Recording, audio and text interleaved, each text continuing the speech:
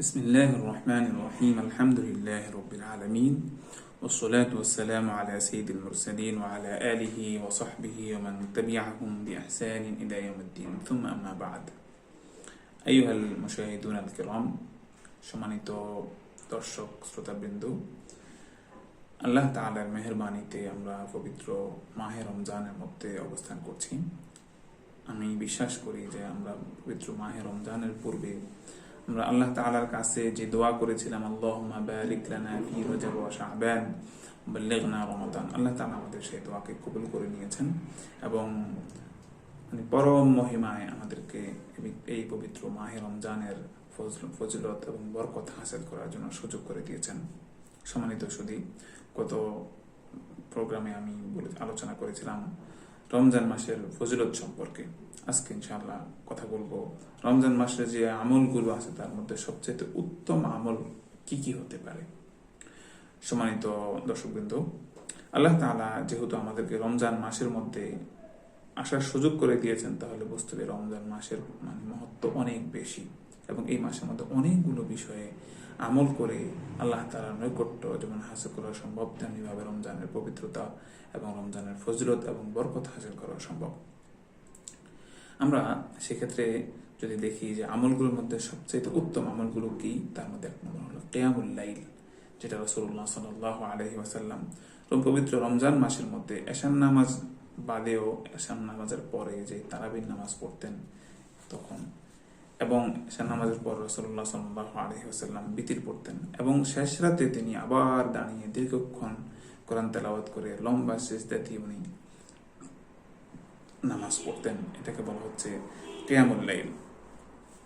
এই জন্য আমরা শুধু তারাবির নামাজই পড়বো না, তারাবির নামাজ পড়ার পরে যদি সুযোগ থাকে তাহলে সেহরির আগে দিয়ে আমরা কিছুক্ষণ আমরা তাহাজ্জুদের নামাজ পড়ে নেবো, যেটাকে রোজার মাসে আমরা কিয়ামুল লাইল বলে থাকি, অন্য মাসে সেটাকে আমরা তাহাজ্জুদ বলে থাকি।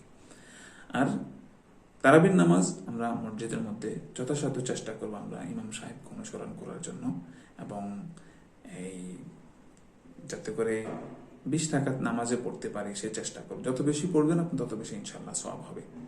কেউ আগে যাবে, কেউ পরে যাবে, বাকি ইমাম সাহেব যতক্ষণ পর্যন্ত মসজিদ থেকে না বের হন, ওনার সাথে সবকিছু শেষ করে বের হইতে পারলে সবচেয়ে ভালো।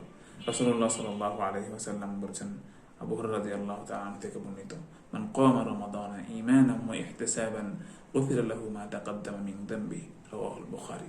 ইমাম বুখারী রাহমাতুল্লাহি আলাইহি ওনার হাদিসের কিতাবের মধ্যে হাদিসখানা বর্ণনা করেছেন, বলেছেন যে ব্যক্তি পরিপূর্ণ হক আদায় করে, আমি ব্যাখ্যা এটাই বলবো, পরিপূর্ণ হক আদায় করে এই পবিত্র মাহে রমজানের রোজাকে রেখেছে, সম্পূর্ণ করেছে, আল্লাহ তাআলা তার জীবনের পূর্বের যত গুনাহ আছে সবকিছু আল্লাহ তাআলা ক্ষমা করে দিবেন। তেমনি ভাবে হযরত আবু যর রাদিয়াল্লাহু তাআলা আনহু থেকে হাদিস বর্ণিত, قال النبي صلى الله عليه وسلم إن الرجل إذا قام مع الإمام حتى ينصرف كتب له قيام ليلة, যে যদি কোনো ব্যক্তি ইমাম সাহেবের সাথে নামাজ পড়ে রাতের বেলায় এবং ইমাম সাহেব যতক্ষণ মসজিদের মধ্যে ছিলেন ততক্ষণ মসজিদে ছিলেন এবং মসজিদ ত্যাগ করেন, ইমাম সাহেব যখন ত্যাগ করেছে তারপর ইমাম সাহেবের সাথে উনি মসজিদকে ত্যাগ করেছেন, মসজিদ থেকে ত্যাগ করেছেন, তাহলে আল্লাহ তাআলা এই প্রিয় বান্দাকে কিয়ামুল লাইলের রাতের মধ্যে দাঁড়িয়ে দাঁড়িয়ে নামাজ পড়ার যে সওয়াব, সেই সওয়াব আল্লাহ তাআলা এই বান্দাকে দান করুন। আল্লাহ তাআলা আমাদের সকলকে ইমাম সাহেবের সাথে বের হওয়ার তৌফিক দান করুন। সম্মানিত সুধী, আমরা যদি দেখি যে দ্বিতীয় সর্বোত্তম যে ইবাদত রমজান মাসে তা হলো আদ-দুআ। রাসূলুল্লাহ সাল্লাল্লাহু আলাইহি ওয়াসাল্লাম বলেছেন, আদ-দুআ মুখুল ইবাদা, দোয়াই সকল ইবাদতের মূল। এজন্য দেখেন রাসূলুল্লাহ সাল্লাল্লাহু আলাইহি ওয়াসাল্লাম এর জামানাতেও রাসূল সাল্লাল্লাহু আলাইহি ওয়াসাল্লাম সব সময় দোয়ার প্রতি বেশি গুরুত্ব দিয়েছেন। বলেছেন আল্লাহ তাআলা পবিত্র কালামে হাকিমদের মধ্যে বলেছেন, ওয়া ইযা সাআলাকা ইবাদি আন্নী ফাইন্নী করিব উজিবু দাওয়াতাদ দাঈ ইযা দাআনি ফালিস্তাজিবু লি ওয়া লিউমিনু বি লাআল্লাহুম ইয়ারশুদুন। এই যে আয়াতটা আসছে যে হে বান্দা, আমাদের যদি আমার কোনো বান্দা ডাকে তাহলে জেনে রাখো আমি আমার বান্দার খুবই নিকটে থাকি। উজিবু দাওয়াতাদ দাঈ ইযা দাআনি, আমাকে যখন সে ডাকে আমি তার ডাকে খুব দ্রুত কি করি, সাড়া দিই।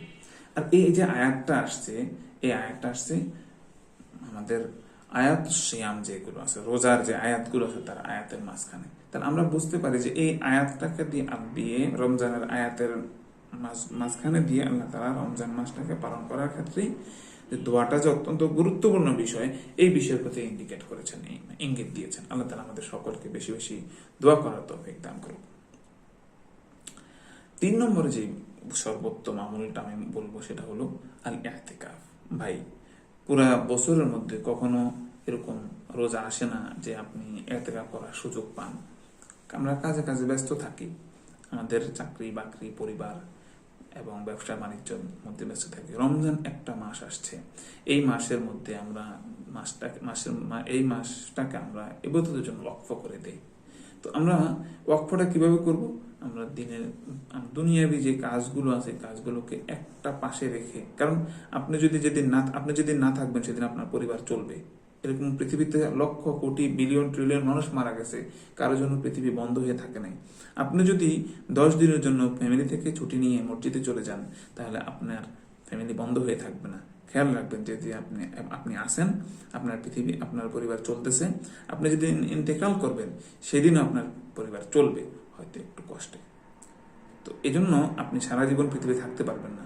যেহেতু পৃথিবীতে আসেন, ফ্যামিলি থেকে বলে সবকিছু ম্যানেজ করে দিয়ে তারপর আপনি 10 দিনের জন্য একটু ছুটি নিয়ে মসজিদে চলে যান, ইতিকাফ করেন, আল্লাহ তাআলার নৈকট্য অর্জন করার চেষ্টা করেন। আল্লাহ রাসূল সাল্লাল্লাহু আলাইহি ওয়াসাল্লাম বলেছেন, আন ইবনে উমর রাদিয়াল্লাহু তাআলা আনহুমা আন্না নবী সাল্লাল্লাহু আলাইহি ওয়াসাল্লাম কানা ইয়াতাকিফু ফিল আশরিল আওয়াখির মিন রমাদান। রাসূলুল্লাহ সাল্লাল্লাহু আলাইহি ওয়াসাল্লাম রমজান মাসের শেষ 10 দিনের মধ্যে ইতিকাফ করতেন। এই হাদিসটি ইমাম বুখারী রাহমাতুল্লাহি আলাইহি তার সহিহ বুখারীতে নিয়ে এসেছেন এবং ইমাম মুসলিম হাদিসটাকে বর্ণনা করেছেন। অতএব আমরা সর্বোচ্চ চেষ্টা করব যদি সুযোগ থাকে, কারণ আবার সুযোগ হবে, আপনি জীবিত থাকবেন, আবার রমজান পাবেন, এরপর ইতিকাফ করবেন। এটা আসলে নসিবে কার আছে না আছে আমি জানি না। তো আল্লাহ তাআলা আমাকে তৌফিক দান করুক।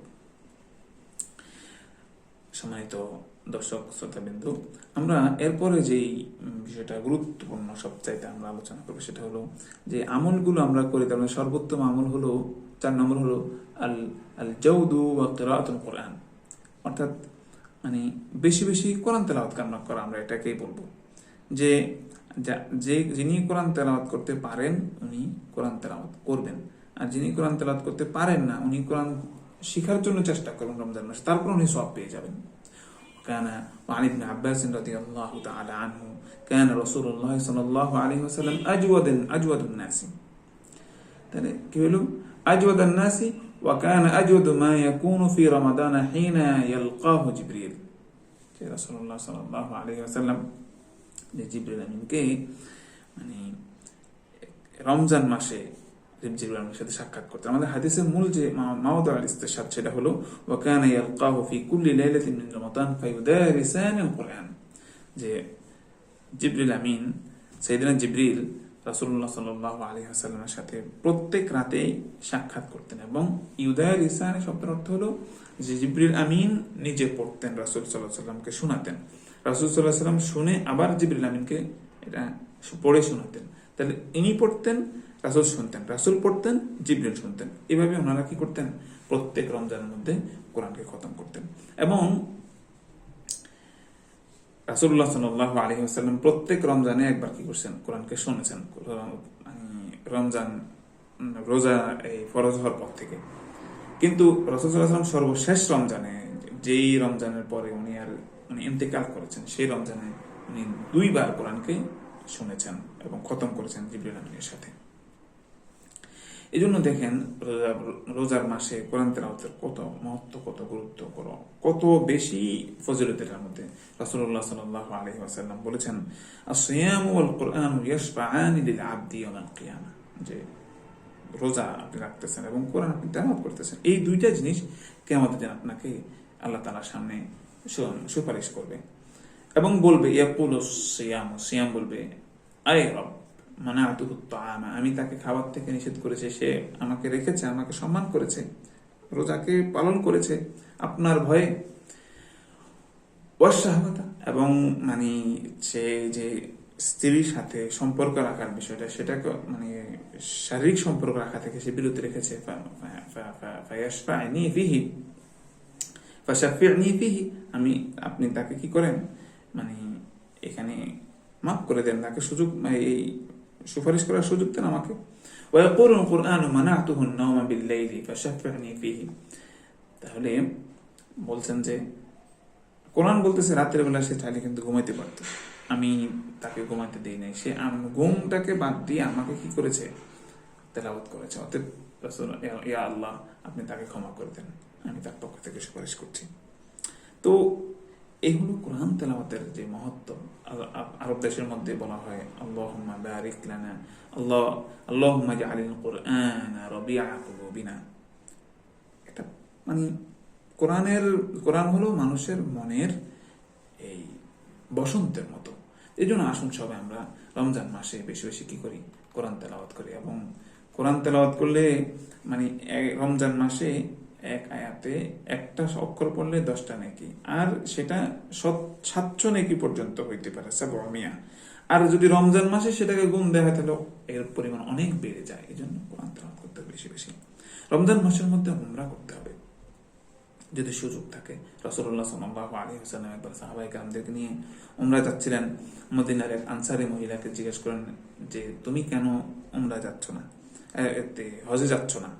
তখন মহিলা বললেন, দেখেন আমাদের জমিনের মধ্যে পানি দেওয়ার মতো 2টাই ওট আছে, একটা ওট আমার স্বামী এবং আমার সন্তান, দুইজনেই ওনারা হজে চলে গেছে, আর একটা ওট আছে যেটা দিয়ে আমি আমার জমিনের মধ্যে, শুকনো জমিনের মধ্যে পানি দিই এবং সেখানে ফসল ফলে।